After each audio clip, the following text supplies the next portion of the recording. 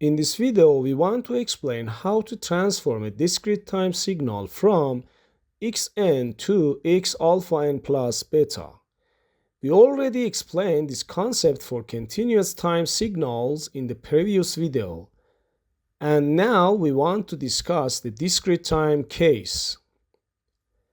The main difference between continuous time and discrete time signals is this. The transformation steps are exactly the same, but at the end, for discrete time signals, you only keep the signal values at integer time indices. Any values occurring at non-integer time locations must be removed. So again, we can rewrite the signal as x alpha n plus beta over alpha. Step 1. Time scaling. First, replace n with alpha n. If alpha is greater than 1, the signal becomes compressed.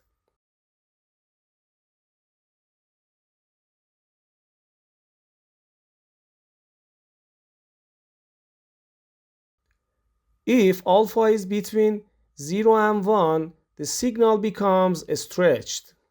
So, alpha greater than 1 compression, alpha between 0 and 1 stretching. Step 2. Time shifting. Next, shift the signal by beta over alpha. If beta over alpha is positive, shift to the left. If beta over alpha is negative, shift to the right. Step 3. Reflection. If alpha is negative, you must also reflect the signal about the vertical axis.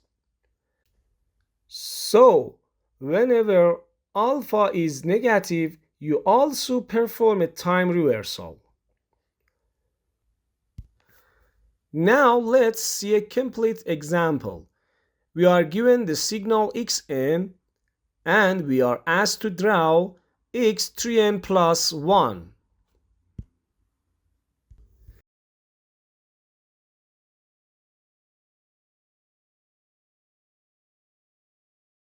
We rewrite it as x3n plus 1 over 3. So alpha equals 3, beta over alpha equals 1 over 3.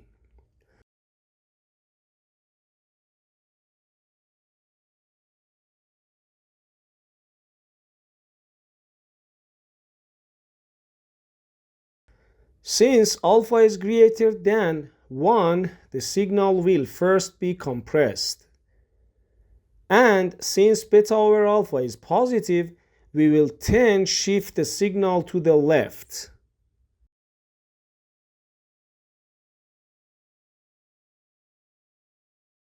We compress the signal by a factor of 3.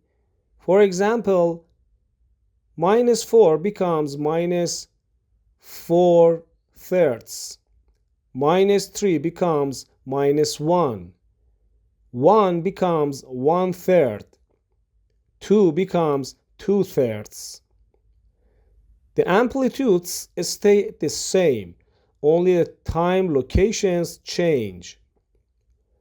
So after the first step, we obtain x of 3n. Second step, left shift. Now we shift the signal by 1/3 to the left. So 0 moves to minus 1/3. 1/3 moves to 0. Minus 4/3 move to minus 5/3. And so on.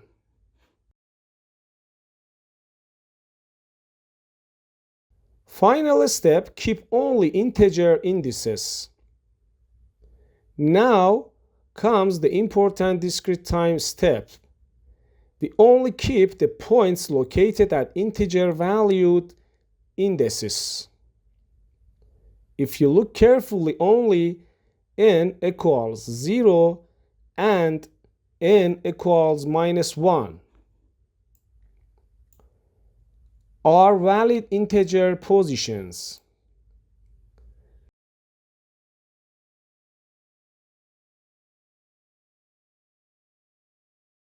All other points occur at non-integer locations and must be removed. So the final transformed signal x3n plus 1 contains a value of 1 at n equals 0 and a value of 1/2 at n equals -1. So the key difference between continuous time and discrete time transformations is this final step. For discrete time signals, only integer valued time indices are valid. All non-integer points must be discarded.